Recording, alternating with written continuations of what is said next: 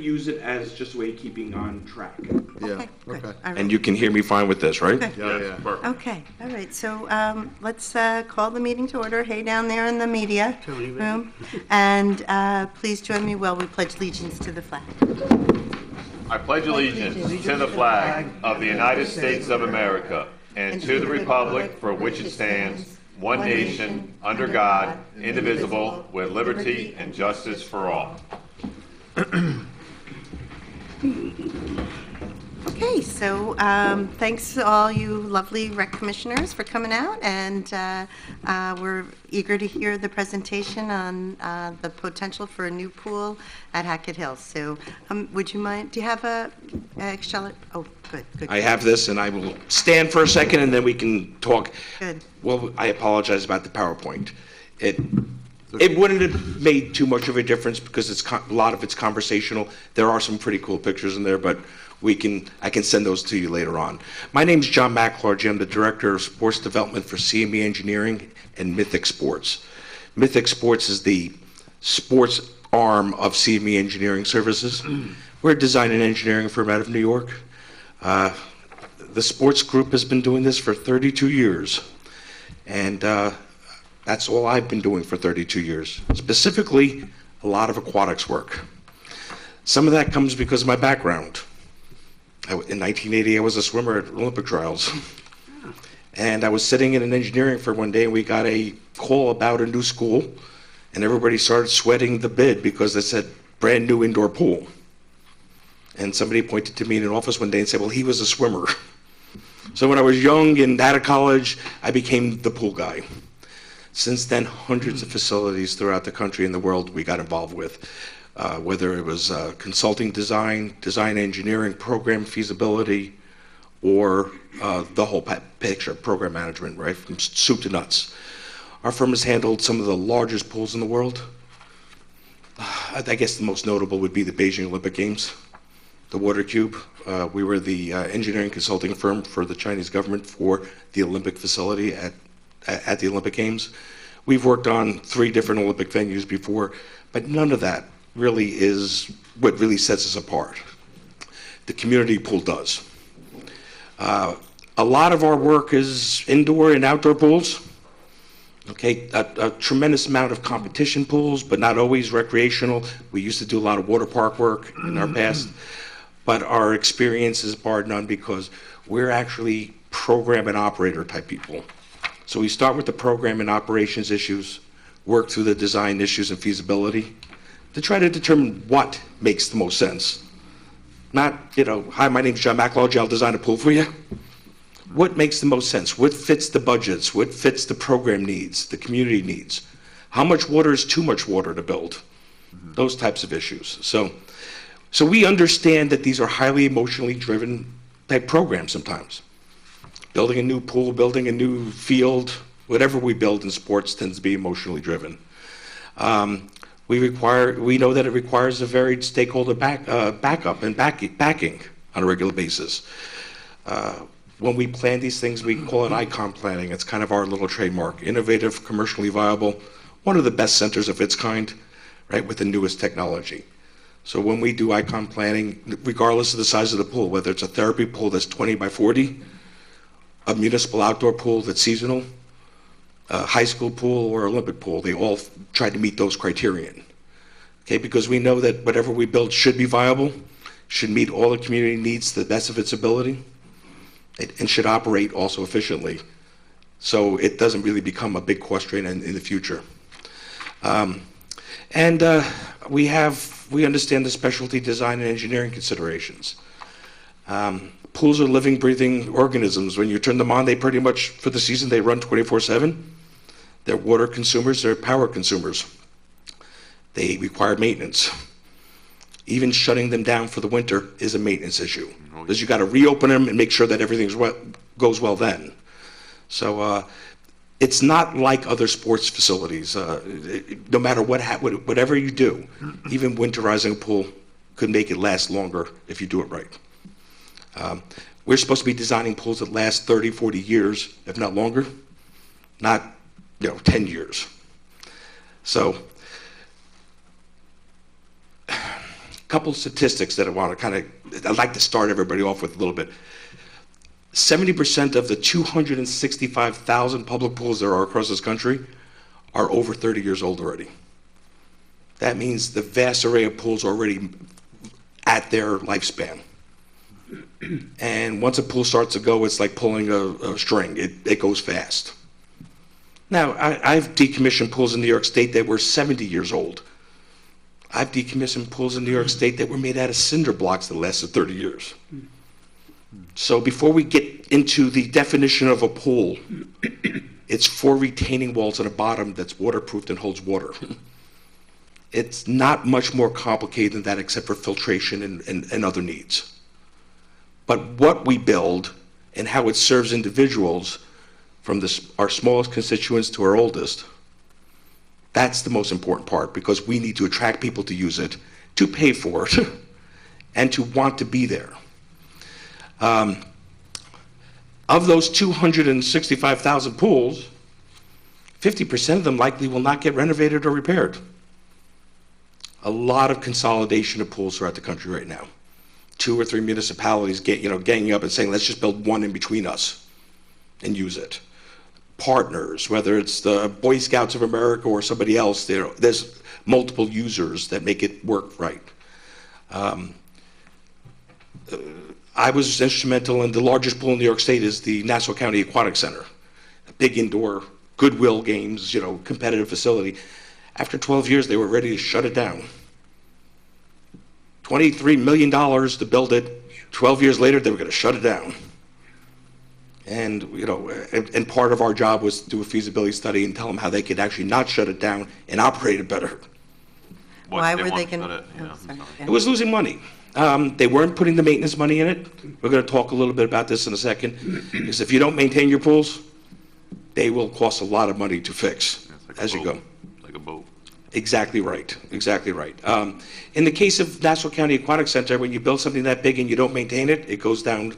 It goes south pretty fast as it goes. One of my avocations is I'm also the chairman of Metropolitan Swimming. Now, this is my volunteer board, nonprofit board that I sit on as chairman, and we're the 4th largest swimming organization in the state. Largest in New York, but the 4th largest in the nation for swimming.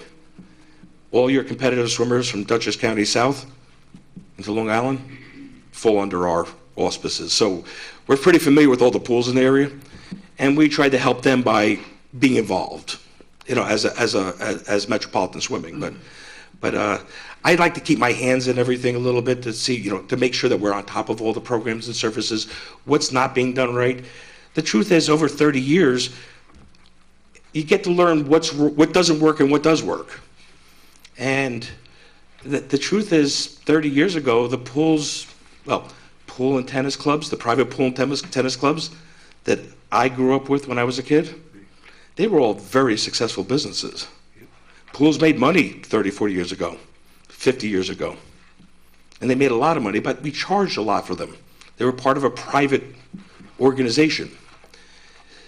In a quick story, which is it's kind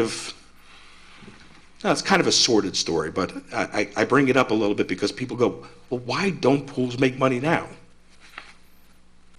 Well, it starts with segregation. I hate to say it. We went from paying $1,000 membership to $200 memberships, $5 admissions instead of $15 over the last 50 years, and municipalities have taken on the burden of providing a lot of swimming in our communities, and you've subsidized it. And there's nothing wrong with subsidizing sports, wellness, education, but you just have to know if the pool looks like it's losing money. And Nassau County, that pool brought in, from an event point of view, $16 million worth of economic impact. We filled every hotel in that part of Nassau County and Suffolk County 17 times in a year. That's taxes, that's real tax money. But of course, it's not accredited to the pool, so it just doesn't show up on their budget. But if you put that number in there, if you put the actual tax dollars in there, it made money. But we just don't show them that way. Therefore, when people say pools don't make money, it's kind of a misnomer. That's all. And I'm not going to go into more detail about that otherwise. And 10% of pools that are built now, specifically the indoor pools, not the outdoor municipal pools, of those, in 3 years, they may be shut down already because they didn't plan appropriately. Built too big, built too small. They haven't done the feasibility work. We're here today to talk about feasibility. So I'm going to go into a little detail and so this, but so you got to understand the iceberg theory. Whenever we build, it's going to cost 30%, and we're going to operate, it's going to cost 70% more. So the iceberg theory says that all of our maintenance has to be planned for in the feasibility study. Okay, we all know this instinctively. We know it every day. We build a building and we got to operate it, we got to maintain it. But the truth is the building only costs 30%, 70% is underwater. We don't see that. And planning influences the cost of building 65%. So the early planning is what's important. If we do that correctly, a project can really go through and be very valuable and work great. If we don't do the planning work up front, well, you kind of get what you pay for.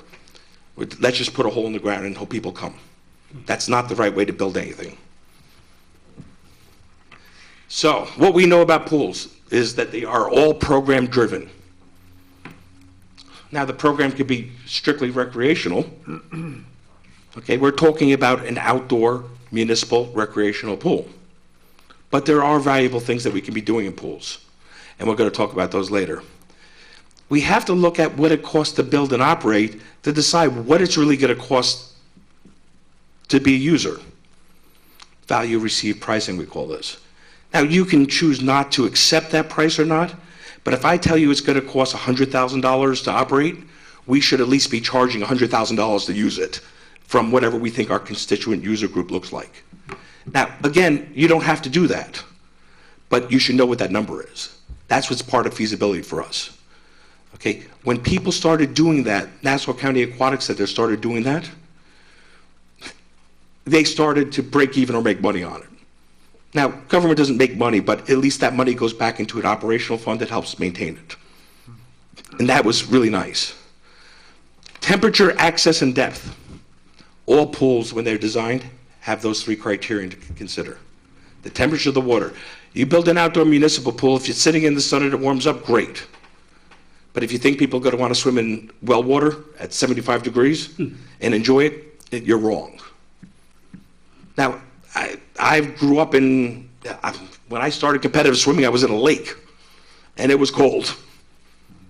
But my seniors who might be there more during the day, they definitely did not like it. Nor did they, they would sit on the outskirts and maybe dip a toe. And access. The access to the pool, whether it's ramps, whether it's zero entrance, beachfront entrances, stairs, access to a pool is very important. Not everybody can ambulate even on a ladder, right? Little children, it'd be nice to let them be able to walk into a pool instead of jump or sit and jump. But those things are what modern pools do now, right? And then the depth of a pool. How deep does a municipal pool have to be? Well, it depends on all kinds of factors. Diving, slides, play features, swimming training, if we do that, learn to swim. So I mean, it could go from anywhere from 4 to 12 feet deep. But when we plan, we're going to plan for the mass and decide what that should be. And interesting enough, depth doesn't affect the overall cost of the pool as much as you think. So just to keep those things in mind. And then trying to come up with one pool that actually is for many users. The one pool that kind of accomplishes all of this in a space that makes the most sense. So there are 3 C's to using a pool. There's competitive swimming, the community swimming, and then the continuum of swimming. Competitive swimming, we don't have to talk too much about. There are competitive programs up here that it would be really nice to have a pool that allowed that kind of training, right? So let's not put that aside, but it doesn't have to be a big conversation today. It's a pretty simple course. It's 25 yards long, and it's straight, and it's a rectangle, that part of it. But then you have the community uses. And as you know, community pools have changed drastically throughout the years to the point where they start to look like small water parks. splash pads, the zero entrance beachfront with geysers and things like that. All these things are important considerations. They do add cost to the project, and we should just look to see if there's a pool that can handle all these issues in a relatively small area. Because I'm not suggesting that there's a big pool here. Our feasibility study has to determine how much water do we really think we need for the user groups. Is it 3,500 square feet, 4,000, 5,000? Whatever that number is, based on the number of users, we can design pools that meet these needs and come up with options and cost implications and things like that. That is what we're looking to do now. But then you have from the community, all kinds of interesting and fun things to do with the community. Part of that community work is learn to swim for kids. I mean, we've heard it all about pools. Drowning is the second leading cause of death among children under the age of 7 now, not 5, under the age of 7. And it's completely preventable. And we know that if kids don't learn by the time they're 3rd grade how to swim, they most likely won't. These are studies. But when you hear that statistic and we know we can just teach our community to swim, it makes sense to look at Learn to Swim. And it's valuable programming for all the community's sake. The continuum is the interesting part. That's us. That's everybody from, say, 20, post-college into their, into their glory years. And I'm going to use the word glory years because there are specialized programs for senior citizens, right? But I broke my back when I was young. I was out of college now. My Navy career was over, and I wasn't walking. 3 surgeries later, and a lot of pool time, and I'm walking. People who have hip replacement, knee replacements, shoulder injuries, everybody with quality of life issues. The pool does more for that group of people than anything. I sit on the COPD Foundation groups because my mother has COPD and she could barely walk 10 feet to the bathroom without oxygen. Once a week, all she did was sit in a pool and walk. And she was able to take that oxygen mask off for a much more prolonged period of time because water compresses your lungs. It allows you to oxygenate your heart with compression. There's so many valuable things that people don't talk about with pools, and so much programming that you'd be astounded because we don't really sell it that well. And then, of course, I used to say to everybody, I was sitting in front of a big community group, and we were talking about the new football stadium. And everybody there was so excited about the new football stadium going up in this community. Big roars, yes, yes, yes. And then they started talking about the pool, and every senior citizen started to stand up and speak against it. It was not a good use of their tax dollars. And I sat there, I felt like they were going to start throwing fruit at me. And I turned around and I said, how often do you ambulate on that football field? What services does it provide you? Well, it provides some entertainment, that's for sure. Go to a game, right? But the pool is one of those things that actually can touch the lives of every constituent in your group at any age or ability that no other thing you can build can do.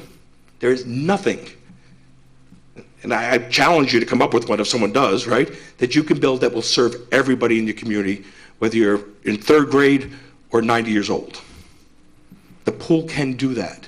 We just have to teach those programs and have a pool that allow them to do some programming. And then, of course, there's rehab and medically integrated fitness. We don't like to talk about, I'm not talking about, physical therapists at your pool. But when they cut you loose after hip surgery and you go out to you see your PT, that has a limit. And then you're done. You can take those exercises right to the pool with you in the summer and continue to do them. So that's what we call medically integrated fitness. Those are programs that you can continue to do. So now we're talking about the pool itself, the importance of the surroundings.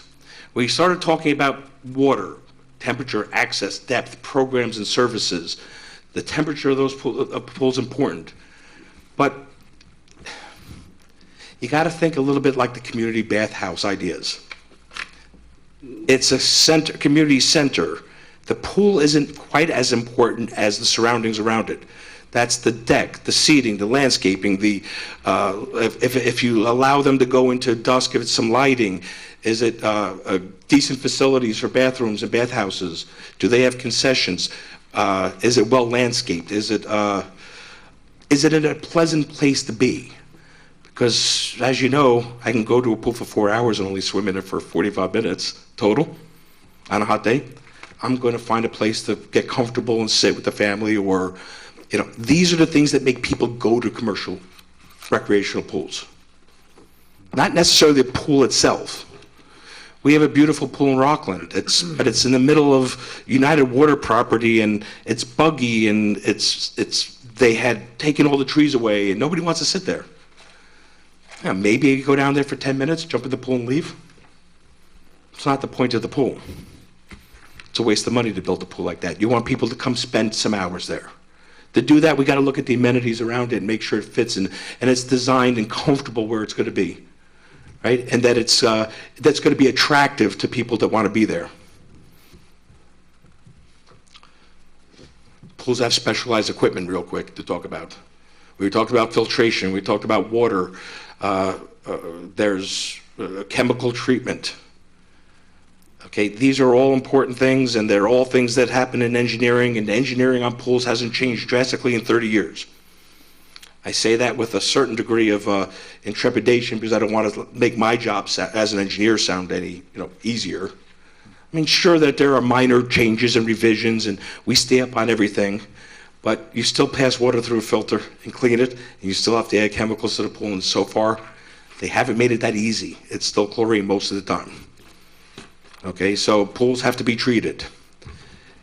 Quick note about it ain't easy being green. People always ask me about the green pool. Really, the only thing you can really do to make a pool green is maybe the water consumption rates. Backwashing pools can eat up 1,000, 2,000 gallons of water at a pop. Maybe we can look at those things and try to save water. Water is still our biggest resource to worry about, especially when we're talking about pools. So, but excuse the Italian in me. I know I have a Mick last name, but Cosentino, my mother, who would say, is the juice worth the squeeze? That's what green technology right now is about for us. If we can get the money back over several years, great. If it's not that expensive, if it's going to take 15 years, we got to talk about it. That's all. The planning process, and I'm going to put my glasses on because I made this specifically for you. So, identify the needs and the objectives of the program.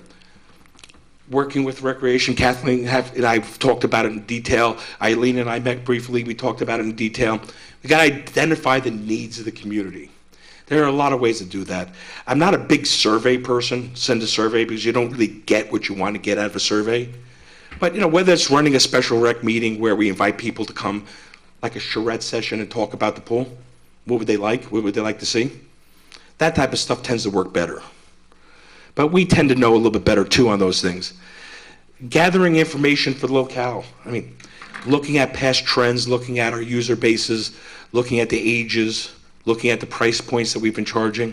All these things go by as part of the feasibility study to make a determination what to build. Now, the what can change a little bit, but it's really about square feet of water, surface area, and how much we want to do. Then we got to prepare an analysis and develop an action plan. That's the feasibility process in a nutshell, real quick. Here are some options. Here's the cost implications. Here's the operational implications. And here's what we think it's going to serve as a group and who. The rest is on you, really, to talk about, does it fit budgets? Does it work right, for the community on that side? But our job is to give you all the empirical data you need to make that decision. Does your feasibility study ever come out the opposite way, where you realize the community doesn't need a pool? I got asked that question 100 times out of 100 times this last 2 years. And the answer is absolutely it has. I will tell you 9 out of 10 times with outdoor municipal pools, but 1 out of 10 does say don't bother. Whether it's just a hard fix, whether or not the user groups are just not the right size, whether or not they have a commercial water park, a half hour from here, these are the types of things. I mean, Marist College has a pool. We can talk about pools that are already here also. It needs to look at those. But indoor pools, absolutely. I would say almost 50, 60% of the time the feasibility says don't build a decent sized indoor pool. Because you can imagine the operational cost of that and the building costs. Right. I mean, as soon as you go indoors, we're at 5 million starting. Right. So, and our reports are not designed to get a job. I mean, our job is the feasibility now. We're not, the engineer of an outdoor pool isn't that expensive, really. Construction, yeah, sure, it's not cheap, but it's not going to be expensive. But remember we talked about those amenities. The deck, the landscaping, the fences, the lighting if you need the lighting, separate new bathrooms. Yeah. Those are expensive. Yeah, that's what gets you. Yeah, that is what gets you all the time, not the pool. So, but our job is who, what, where, when, and why. I mean, our job is to try to figure that out. And it sounds easy. And I say this because I know Kathleen came to a Build a Pool conference where I was invited by USA Swimming. I used to be USA Swimming's Facilities Development Director for the nation. Mick Nelson is currently there, but I go to the meetings and I sit there, and you would think designing a pool would be easy. It's, you know, it's who, what, when, where, and why is not that easy, really. You know, because you can overdevelop or underdevelop it.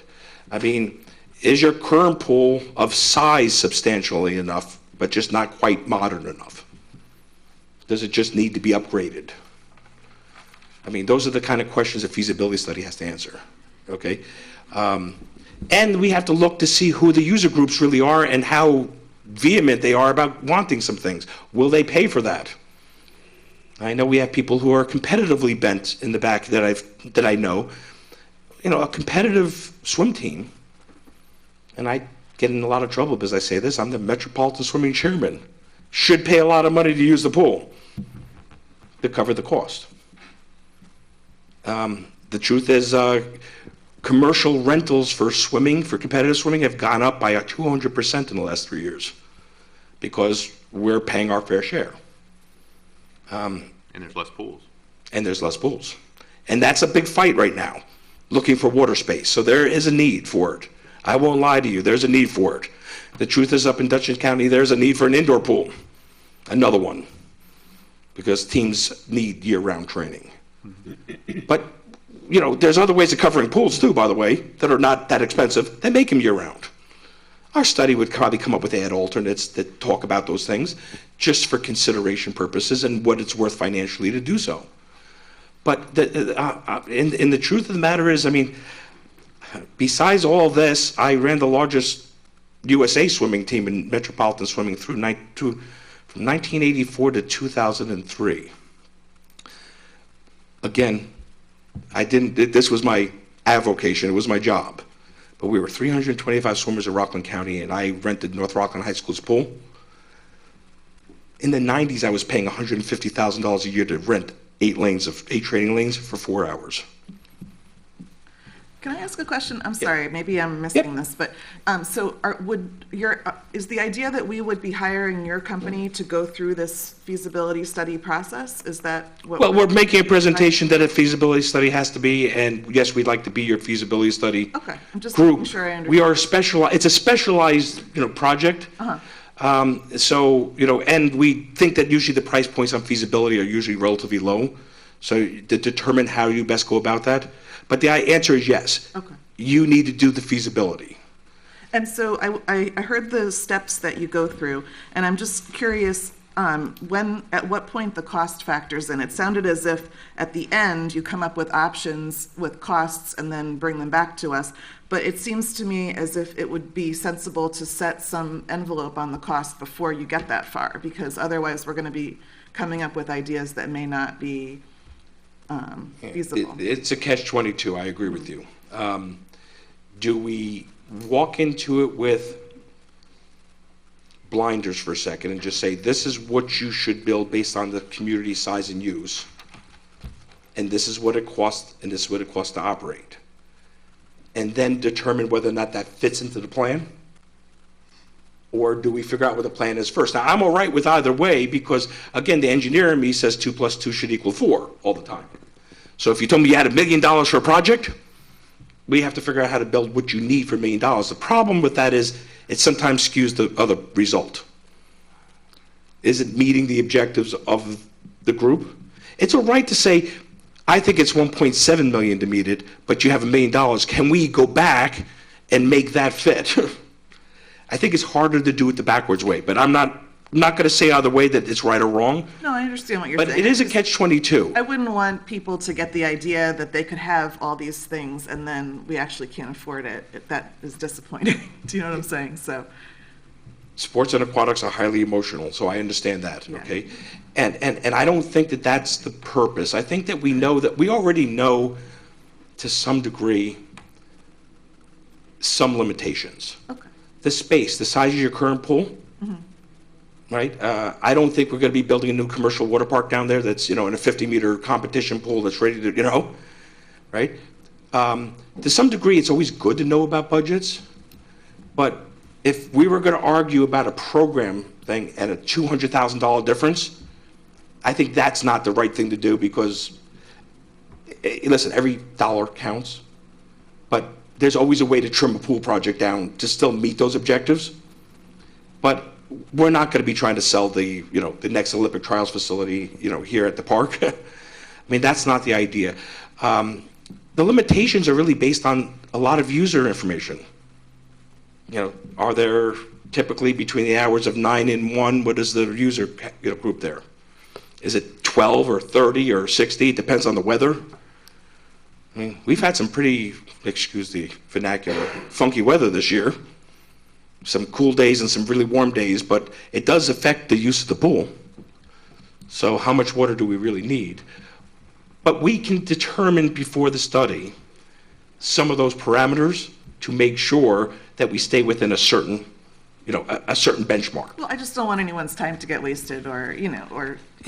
Yes, I agree with you wholeheartedly that that's important, but I think that's a discussion, that's a parameter discussion to start the study.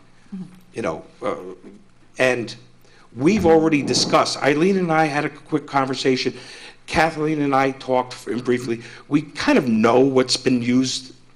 Kathleen did some homework, she also did some research on what they're spending, and what the plan could look like. So, I think we get to start from a very realistic place. When I threw some just quick design drawings of pools up here after we met at the Build a Pool conference, and they were all about the same size pool you have now, just modified. Some updates. So what is the next step? Are you going to give a proposal on what it would cost for you to do these type of feasibility studies? And Eileen, we didn't talk about it directly because we wanted to have this meeting first, but I think it's just to develop a letter proposal and the background as to what the feasibility would encounter and what it would cost.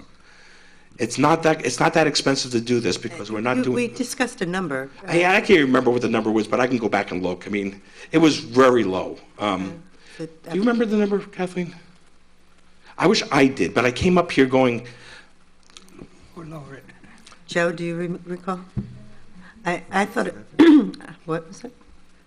I thought it was 2,500, but I could be wrong. I think it might have been 3,900, but just because that's a fixed point to just come up with plans. It's always under $4,000. Better. I know you like. I thought it was 500. I like you guys. 200. I like you guys. Said it was gratis. When I do planning services, like a full-blown feasibility study for a larger center, could be as much as 20,000.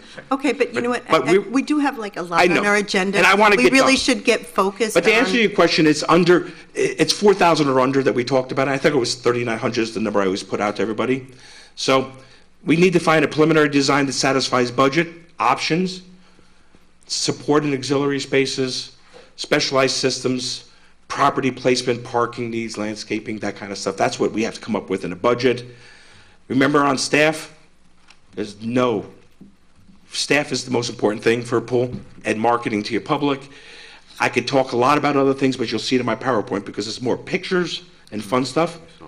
But I can stop here. And I do appreciate the chance to come visit. Well, we appreciate your input, and, we've had discussions back and forth, and it was a pleasure meeting you a few months back. We have this pool that is in need of repair, and we're going through that process of understanding whether it's worth putting monies into the repair, or should we really look at a new pool. So the next step really would be if you would send us a proposal that would include the details of what you would be doing for this fee and what we could expect to get out of that, and if you could do You will that. get a letter proposal from us, and it'll have some background information you needed. This PowerPoint will be attached, I'm sure, Great. this way you can see it. And you brought up one interesting point that I hate to back into, but whether or not repairing the pool makes some sense is part of a feasibility study. Okay. Okay, so I should have said that first and foremost, so thank you. Yeah, okay, great. Well, we appreciate your time and look appreciate forward to seeing your proposal. And I'm glad we're discussing this now when the weather is getting cool instead of when the weather's getting hot. Yeah. Give us time to think about it. I just have one other question for you, Yes, since sir. you seem really involved in the aquatics. I know that we've had some issues this past summer with lifeguards. I'm sure you're probably seeing that more and more since there's less pools. Is that becoming more and more of an issue? It's like mechanics are almost impossible to find. Is it hard finding lifeguards today to man these pools? It is. You need to use your mic, I'm sorry. I apologize. It has been difficult, specifically also for the longer season, the early part of the season and the latter part of the season.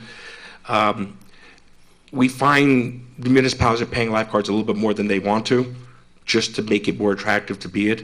It's still one of the best jobs out there, but it does have a lot of responsibility. Right. Okay, and but it is still one of those great jobs. When you work with competitive swimming, you tend to find more of them, though, in that group. But we're starting to see even the big municipalities early in the season, late, are relying on older folks to be the lifeguards. Right. I mean, I'm okay with that. I just know that we, had an Yeah, we issue had this some year trouble. several times where we couldn't get lifeguards, and It is a regional issue for us right now, actually, more so than it is in the south and on the west coast. But here it's been a regional issue. So, but that has to be considered. So, okay, great, thank you. Okay, good. Does the Rec Commission have any questions? No? Okay. Thank you guys all for coming out. Thank you, yeah, it's Appreciate good to it. see you Yeah. all, and This is a great project, and I appreciate your time in researching it. good, okay. Thanks, and thanks for your trip up. it's not a problem, and I'm looking forward to sending out some information. You'll all get that PowerPoint with the. Wonderful. Great, Next thank time you. we'll be Thank you. better prepared. Thank you. Sorry you. about that. Okay, we're going to have a little change on the agenda. I'm going to need a motion to go into executive session to discuss potential litigation. I will make a motion. And Second. And all in favor? Aye. Aye. And then we're going to do the budget when we come back? Yep. Oh, okay.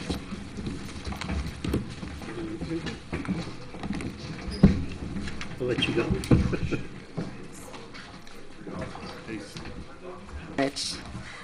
Okay, so may I have a motion to return from executive session? I make a motion. And a second? Second. And no decision was made. So we're going to go to our next workshop agenda item, which is the Town of Hyde Park 2018 preliminary budget. And I know that everyone has been meeting with their department heads, and I appreciate that. Tonight, we have a resolution to accept the tentative as the preliminary, but I'd like to hear what some feedback from you guys, if you have any. Sure, I can start if you'd like. Sure. I had the opportunity to talk with Chief of Police Okay. about, the overtime and personnel issues that's going on over there. We just lost an officer to a department down in Westchester. So I was talking to him about how that was all working out, and civil service is really tough on how we can hire. We just can't just pick somebody off the street or even somebody out of our department that's part-time. There's a whole process that we have to go for and with. So he's been juggling that. Over the years, the overtime budget just continues to rise and rise. And him and we're going to set up a meeting with TC, because I'd like to really do an analysis on if we hired a full-time officer, would that cut back on some of our part-time, because we're really cut to the quick there. So as soon as an officer is out on disability, which can happen frequently in that department, then we're really behind the 8 ball, and then our overtime just starts exploding. So I like to at least do an analysis to see how that's going Well, to work. just to be clear, will be replacing the officer who just Yes, left. absolutely. But you're But we're really still- looking at the idea of hiring an additional officer That's that could. correct. Yeah, I think that's great. Right. And, as a way to get to the heart of the overtime. Right. Because as you say, we have a lot of officers that are injured in the line of duty and then are out for extended periods of Right. time, and that's really driving the I overtime. mean, really, since we've been in office, the overtime budget has just always exploded, Yeah. and if we continue doing the same thing over and over, why would we expect a different result? So I'm just trying to figure out, maybe that is the end result, but I like to get some data behind that to Yeah. see if it really would make a Yeah, difference. I think that's great. So you're going to be meeting with the chief to kind of hash that out? Right, yeah, more? and I spoke for a good hour today, and, we really have a great, chief is wonderful over there, and Lieutenant Benson, I mean, we really have a really good force, and, they're really well respected in our community, and if there's a way that we can make it more efficient, I'd like to be able to do that. Great, good, thanks, Ken. And Joe, I know you met with Kathleen, and... Yeah, Yeah. we met Kathleen. One of the things that she had put in for the copier, that's a Yeah, non-issue right now, because they did find the parts. they found the parts too? They found the parts, that she had said they need a new one, but they did find the parts, so that's a non-issue right now. The 3 big items that I said, because she has a lot here, what are your 3 big items? It was the refrigerator for the day camp, Yeah, which she got estimates, that's about $3,000. The chimney on the building, which I know that we had talked about, maybe seeing if Archie could help with that, or, Yeah, I mean, I talked to Pete about the chimney, and his opinion is it really doesn't need to come down, that it's been there in that condition for 30 years, and so, but we could explore it a little bit okay. more. Yeah. According to Kathleen, I think there was a violation. I think it was a very minor violation, something that was And noted. the other thing is the truck. Yes. I did ask her about the 2018, which is the one that the prices she has in the requested. Uh-huh. I asked if she had looked at used trucks, Yeah. used vehicles. She said that she did go around, but for the money, it wasn't worth it. The used trucks that she saw So in the lot. did you get a good analysis of how the trucks are used? And, It's used for, but I mean, right now they have 3. They had 3 and they took one off? Is that the way it yeah, is? yeah. Okay. So now they're down to the 2. And according to her, to Kathleen, it was that they use them for bringing, lugging things around, lugging supplies around. Because I asked, did they look at other things other than a truck? Could Yeah, because and TC had thought a car might car or something like suffice. that. And she said that the supplies and things that they carry, a truck sufficed for that. So prior to taking this truck off the road, they had 3. And Right. so one was for the rec employee, Randy, right? And then one was for Kathleen and one was for Diane? Is that the way it worked? I believe so. The Okay. second one I thought was used kind of a mix match, you Okay. know? Between, sometimes Randy uses it? Yeah, or- okay. because they have because that was the other thing she brought up about an extra person also. Yeah, But, yeah, and then Diane used them, right now they're using their own cars, well, there's no need to if there's 2. yeah. They shouldn't be, because I think that's something that, Diane, well, I'll meet with them and we can talk that through. Yeah. But, I mean, if there's 3 people in 2 cars, there's no reason for 2 people to use their own car, so we can work through that. But I know that that's something that TC said that we could take care of.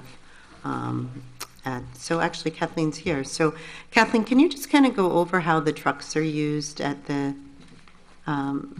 rec department? So you have 3, you had 3, is that right? Yeah. So we have, right now we have 2. The one that can't get repaired is the one that is at Hackett Hill that I use, Diane uses, and, you know, it's used occasionally by the guys if they need to use it. And the other two is, there's a dump truck, and there's a four-wheel drive pickup truck. So it's a small green one that's not working. Right, it's the Ranger. The Ranger. Yeah, 2000, so it's 17 years old. Right, the other one's a dump truck. Right, but then there's one other, And that's a pickup truck, right? a pickup truck, right? Mm-hmm. And that's something that you and Diane share now, or who One used at that? the Ranger? Yeah, the one Oh, at, the other one. F-150 or whatever that. no, that's, Randy uses that as well as the dump truck. Oh, so sometimes he uses the dump truck and sometimes he uses the other truck? Yeah. And that just kind of depends on what he's doing, or? Yeah, and sometimes if there's two people working, they're using both trucks. But right now, is there only one person working now, or? Well, Dan Murray comes in occasionally to help out. You know, like he came in on Friday to help do the sidewalks, mow the sidewalks for the opening. So he came in to help Randy. He came in to help, you know, we used the dump truck to collect leaves, because we have a debris loader. Yeah. So they put these wooden sides up onto Right. the dump truck. So he came in to help him, you know, put that back on, and assisted him with getting the debris loader. And I think they did town hall together on that day, and they also came over and did a couple other things together over at Pinewoods. You know, some things you just need two people to do. Sure. So he'll come in, like you said, you know, we can call him in to help Randy out if we get crunched with the leaves, like all at once. And so. And we're thankful to have Dan willing to do that on that Yeah. basis. We're lucky. Yeah. I know you've always been able to kind of generate the people to do that, so Yeah. that's good. Okay, so thank you for the pool presentation. You're welcome. Thank you. And we'll look forward to his proposal, and, Okay. and, you know, it's a big investment, so we have to definitely explore all the options in advance. Yeah, and are we still going to be putting in an application to New York State Parks and Rec for the pool? That's if it exists for 2018, you mean? Yeah. The 2018, Okay. yeah, that's the plan. Yeah. All right, Yeah. good. All right, Yeah. thanks. Good. Okay. Okay, and then there was the grant, they're doing a grant workshop. Did Caroline get you that information for the youth? Is it June Notaro? Oh, yeah. Yeah, are you going to be able to go to that? I think so, yeah. Okay, good. Okay, thanks, Kathleen. Okay. Thank you. Thanks, Ken. Thank you. Have a great night. Good night. There's one other thing. For the Greenfields Park Playground, the fence, Yes. in the budget, it has set a 5-foot high. It's actually 4 4 foot. foot, yeah. Okay. And this, right now, they had the orange mesh. Yeah, fence up. So anyway, so that was something that. Actually, the orange mesh, I just received an email on that. The mesh came down, Yeah, they took it down. and there's a resident that is concerned with the kids going next to the Yeah, pond. for sure. Yeah. Yeah. It Yeah. actually, according to Kathleen, it actually was coming down and it looked horrible. It was laying on the ground, and so they just took it down. Okay. But that's kind of a safety issue, Well, so, for sure. yeah. So, yeah, I think the Rec Trust would be the source of the revenue for the fence.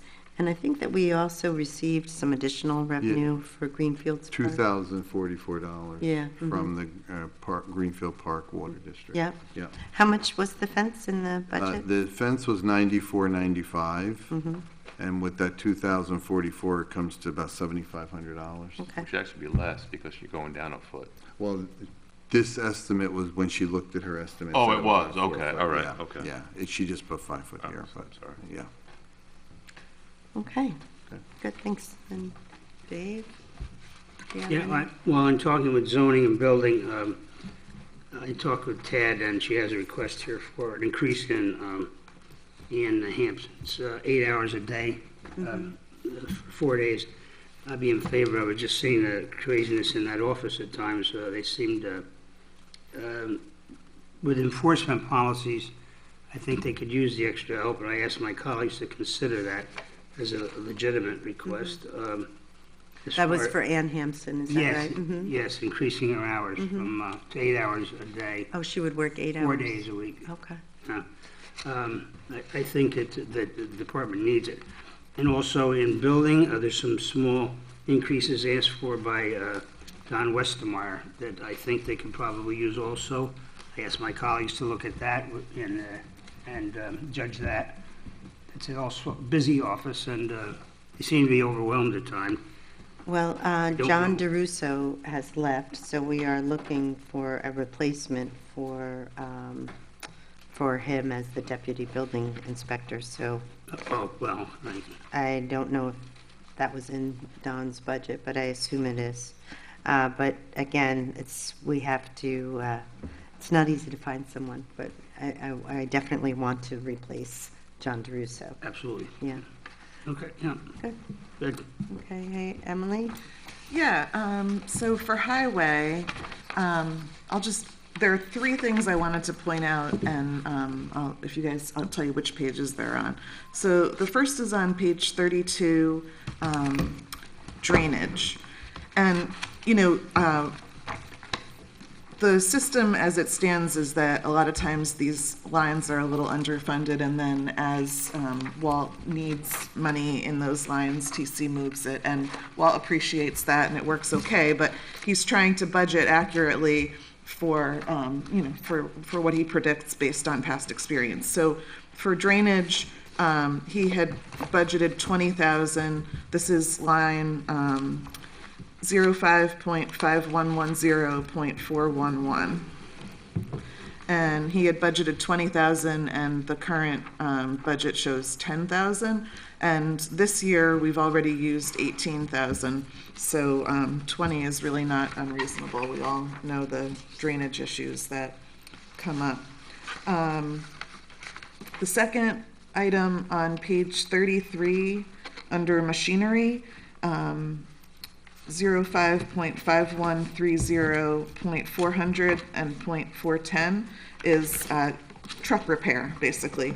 And we have to send the trucks out for repairs for things that are, like computer-related, things that are not things that we can fix in-house. So this year so far, we've used 44,000 for repairs, and Walt had budgeted 50,000. The tentative shows at 35,000, which he doesn't think is enough. And similarly, parts, line 410, he budgeted 130,000, and this shows 110,000.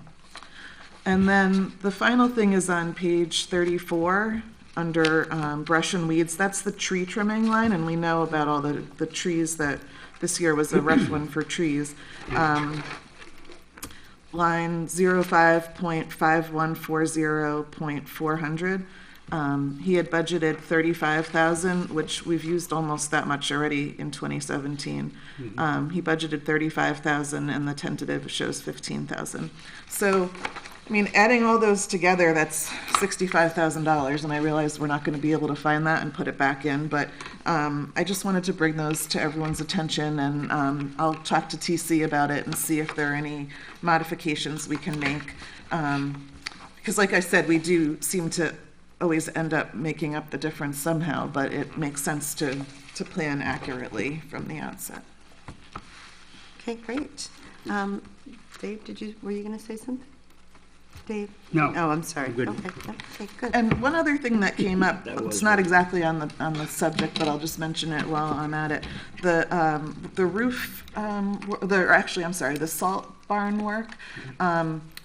Walt is concerned, he's not going to be here next year, but he's trying to think through the things that are going to need to be done. And the salt barn work, we do have the funds now for that, right? But I guess the barn has to be empty when you do the work, and it's a complicated logistical thing because you need to have enough salt in there through the end of the season, and then you also need to take delivery of the next batch of salt before August. So it's going to be tricky. And his understanding was that Pete was planning to send the RFP out in March or April, it seems to me we should do that a lot sooner than I that. agree, So yeah. that we can get the work started as soon as the spring comes, and try to be finished in time to refill that barn before the August date. So sometimes this seems to happen, that we wait to send out RFPs, and I don't know why we do that. Yeah, I mentioned that to Pete Yeah. a month or two back, Yeah, and yeah. he said that he has the RFP almost ready. Yeah, And so- that he was going to work with Walt and Howie just to kind Okay. of work through those logistics. But like you say, it's going to be difficult to have it completely emptied or almost Right. empty so that we can coordinate the work. But I agree, I think the RFP should go out soon, not only because you'll get a better price, because they won't be overwhelmed with work, but just so we can plan better. Yeah, maybe Yeah. start it in April or May Yeah, rather than. yeah. Pete gave us a proposal on developing the design for it, and I was recommended I negotiate it with him a little on that proposal. So that's my next step Okay. to doing that. So, yeah, but that's good. All right. Yeah. Well, you know that TC always does like to keep things on the underfunded, On the so lean that side, I know. so that people come back and ask him, and then we're involved in the decisions on how to reallocate the monies. And that's his strategy, and I know it's been frustrating for a lot of the department heads, because that's not the way it used to be done. Right. It was always that they were trained to, you have this amount and you need to live within it. And so it's definitely a different policy. Well, I think it's also just not wanting to underfund things and have a problem. Like they're Right. trying to be. Well, sure. Yeah. Yeah, so, okay. Realistic. So, tonight, we're setting our public hearing, are we? Okay, yes, so thanks, Pat. So, approving the preliminary budget and then setting the public hearing for the November 6th at 7:05 PM. Okay, and so, just further discussion on the budget is that, about a month or so back, we're working with Moody's to establish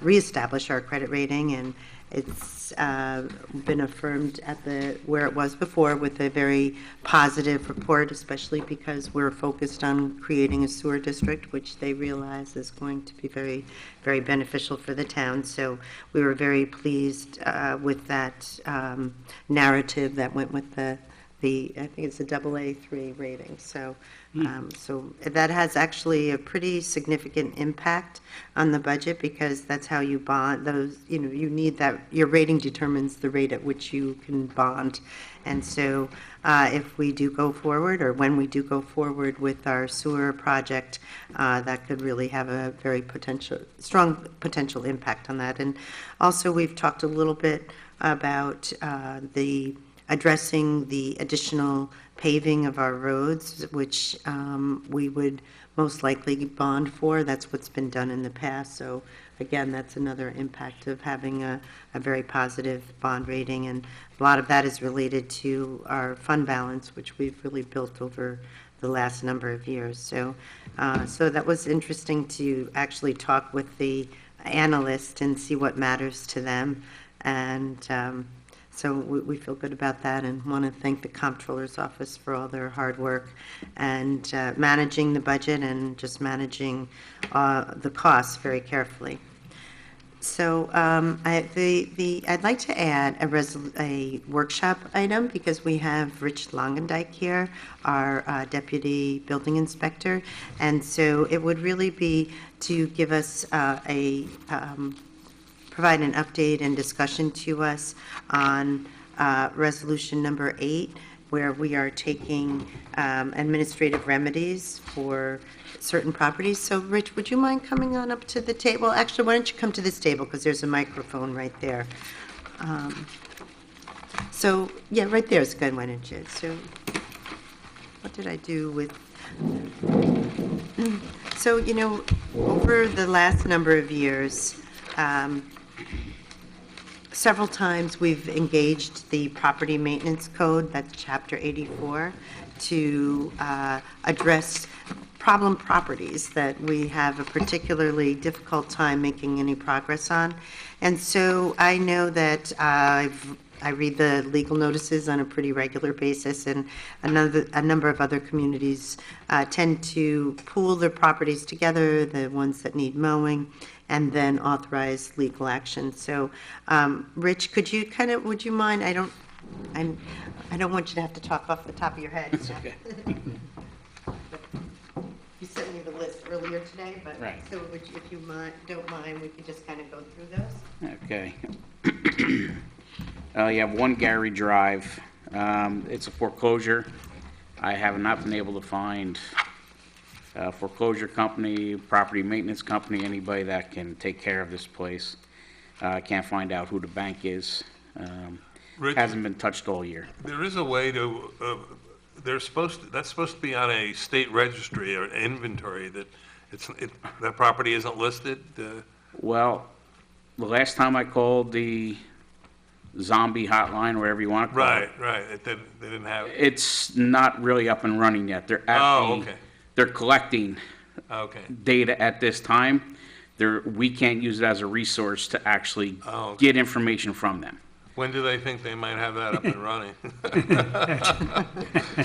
I think they're probably overwhelmed. They are. Yeah. They're probably So, overwhelmed. yeah, I've called them a couple times. I've been adding our properties to the list. Yeah, yeah, once that's up and running, you'll be able to get that information Hopefully, yeah. fairly quick. Well, until, then this bank will sell to this bank and it, on and on. No, it's impossible. Which is where we have 60 Green Tree Drive on the list here. And I finally had them nailed down, and then the one bank sold the property to another bank, and now I had to start the process all over again. Where's Gary Drive? Gary is off of 9G, off of Holt. Oh, okay. Right. Yep. Okay. Thank you. And then we have 10 Parker. I don't know if that's a foreclosure yet. It's vacant, as far as I can tell. I knock on the door, nobody answers. There's no power to the building. Central Hudson has red tagged the building. They had cut the grass after I sent the order to Remedy, but there's trash, furniture, and in the driveway, it's like they may have had a yard sale months ago and just left what's ever left in the driveway. So they haven't cleaned any of that up, but they did cut the grass in the front yard.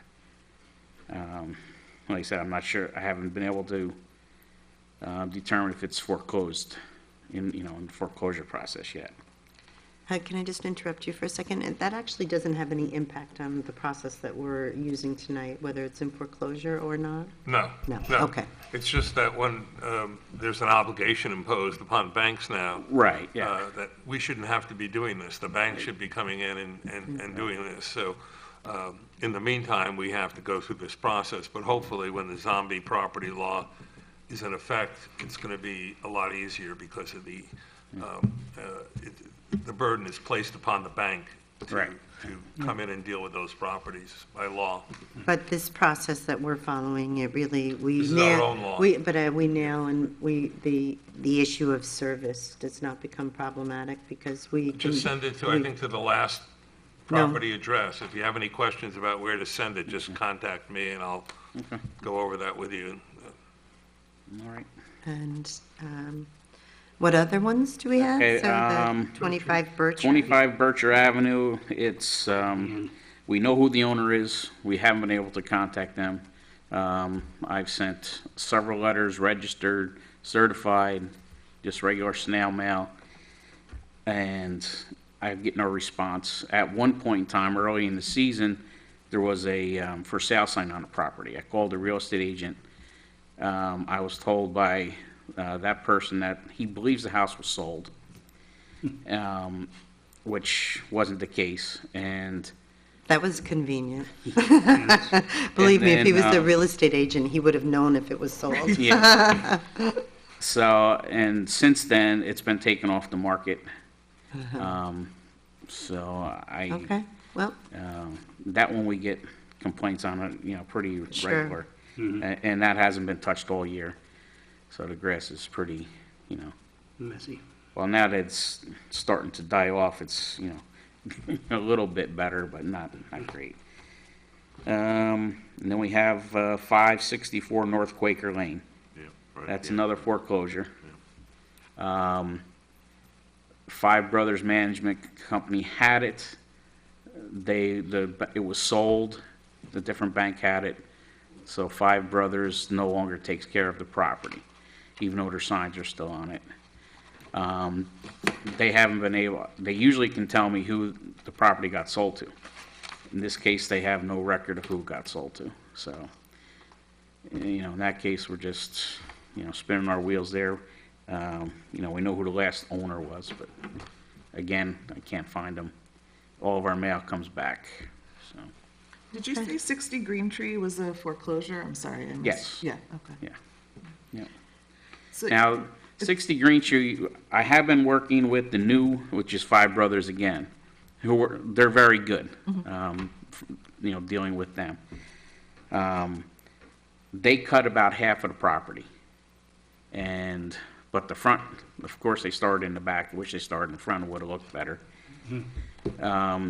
So I'm emailing back and forth, trying to get them to go back to cut the front. And also to try to get rid of the pool that's in the backyard. And they assure me that it's gonna be an ongoing basis once they get it cut, so. But my last email from them was Friday, and they haven't been back yet to finish, so. That one I'm kind of hopeful, because like I said, Five Brothers is a good company to Okay. work with, so. But the other four, I don't think there's much hope. Well, I think this shows, people that you're working all over town on so many of these properties, like really trying to get them addressed in every possible way. So this is like the last stop. If you Right. can't do it some other normal way, but I mean, so it's just important for people to realize how many properties all over town that you've been able to make progress on, and we really appreciate that. Thank you. Thank you. Talking about progress, I want to congratulate you on all the success we've had on Rent Boulevard so Thank you. far. Thank you. I know that's been a lot of work, and I was over there the other day and saw a vast difference. I know what's going on, but maybe you can just let the public know what has been going on, but that would be great. So it's, we've had 7 properties over there. 6 of them are taken care of. One is, actually 2 of them are still in litigation. Number 10 is in litigation for the exterior. Number 11, his exterior is pretty much cleaned right up. He just has outstanding building permits. And he's been renewing his building permit every year. And it's, $900 plus to renew his building permit every year, but he's just not doing any work. So what we made him do this time, is actually start a new building permit. Give us plans, updated plans, because the codes have changed. Right. So now he had to update his, the plans to meet the new code, and we also set a time frame. And we have an appearance ticket, and we're going to, once a month, I'm gonna go over there, and there's gotta be progress every month, or he has to go before the judge. Fantastic. Good. That was number 11, Rich? Number Number 11. And then That was num- the one that had the gravel all in the front of that? Yeah. Right. So, But I think what I'm appreciating about Rich is that he takes the time to try to get the property owners to take the actions before we get to court, and works with them. Because, court is a difficult process Yeah. for anyone, for us, for our staff. Whether it's going this Yeah. process or going through the town court, it very takes time. time-consuming, so we, try to work with the property owners to address the complaints and have them remedy them before we get to court. So I think that you said there were a total of 6 originally, and Seven. I think there was 7. 7, and number 10 is in litigation, and number 11 is in possible litigation, but you're still Possible. working with them, and. Right, and he's, number 11 is very cooperative. Everything I ask of him, his property was a mess Yeah. to begin with. Sure. And, you know, like everybody, we can only work on it weekends. So, you know, as long as he showed progress every time I went out there, you know, then, but he's very compliant. And you see the picture, the change in from the front of that building to now. Yeah, amazing.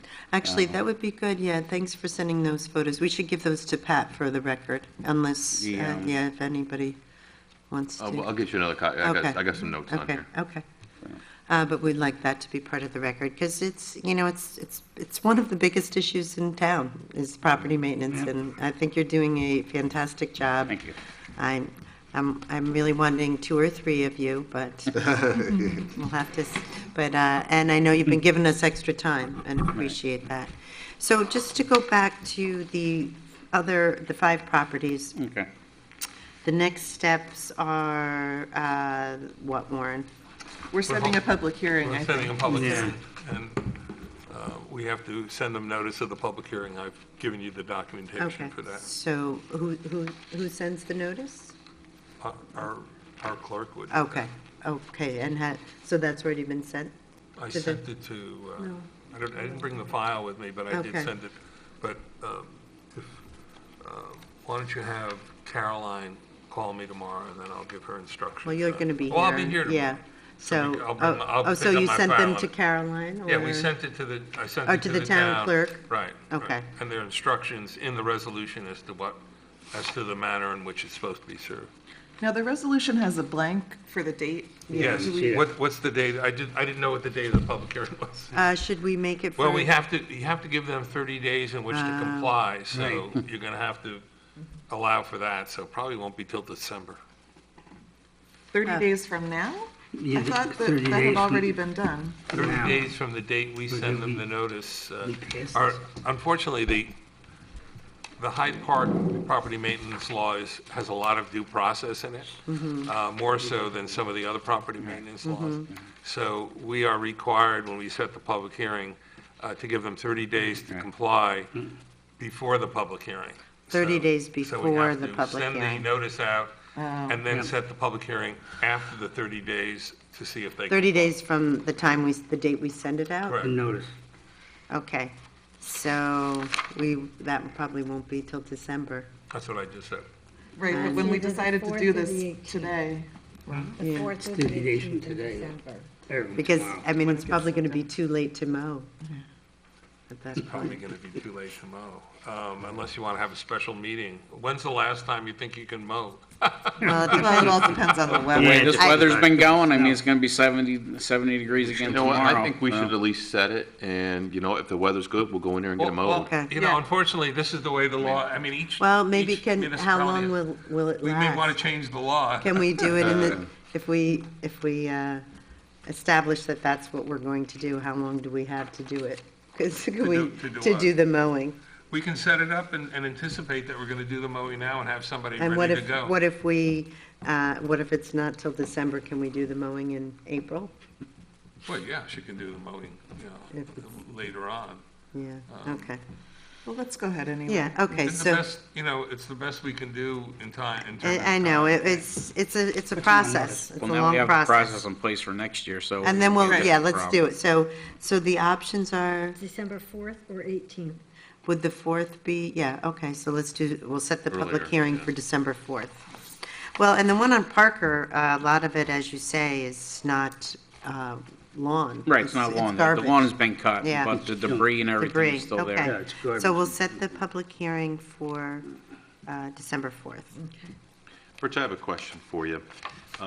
In a neighborhood where a resident sees that a house has been abandoned and the grass is starting to get a little high, or when they abandon the house, there's garbage, how quickly should a resident respond to town hall to say, hey, I see this house is vacant? Immediately.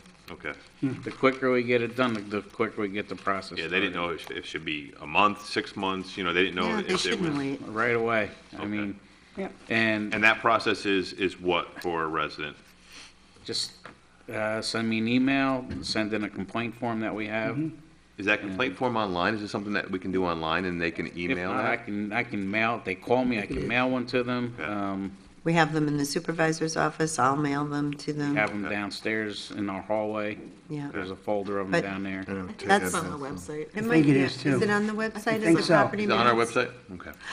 But that's another discussion that we're going to be having, is that we've explored new websites, and the one that I really want to have is an interactive one that you can easily obtain forms and also leave complaints. Like, you can just go to, the question page and say, I have a question, I have a problem with my neighbor's Yeah, I mean, property. it would be great. And then those complaints get fed exactly Yeah, to it would the be property. great if we could have that downloaded. I mean, everyone has cell phones that take pictures where they could upload a picture and send it immediately and say, hey, this is what this is what it looks like, and so that Rich can kind of figure out which direction You know, he needs to and- go.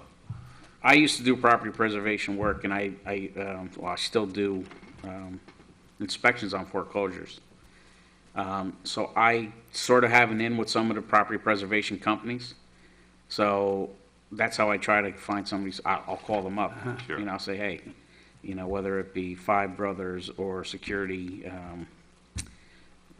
Properties, I'll call them up and say, do you have this property? Yeah. Um, Well, I could give you a hug and kiss for what you've done on Rim Boulevard. Thank you. And they're all, all the property preservation companies are willing to work with me, because the more violations I send them, the more money they make. Right. It's just when it gets to the bank Yeah, that they, they don't is like where it. they don't Yeah. want to spend the money. Right. Sure. So, the property preservation companies are, they'll do their job. They're not the ones Sure. pushing us off. That's right. And it gets to, like I said, it gets to that point where next thing you know, the bank's spending too much money, so they sell the mortgage. So people that are watching at home, to get in touch with you, they would call the building department? Yeah. Yeah. Good. And Rich's email might even be on the website. it's on the too. website, Yeah, yeah. yeah. It's Now, very a question responsive. with 10 Parker, because the grass is cut, should I go through the process that I go with everything else on now to try to, we'll get an appearance ticket to Yeah. town court and go that way? Rather than going through Through this, this process, through this 'cause- method, because it's the garbage, and Right. that's, That'd we be don't, quicker, yeah. Okay. Yeah, just because we really don't have any system in place for getting a dumpster and hiring a company to, we don't really have any laborers that can do that. So, yeah, let's do it through the justice court for that one. Okay.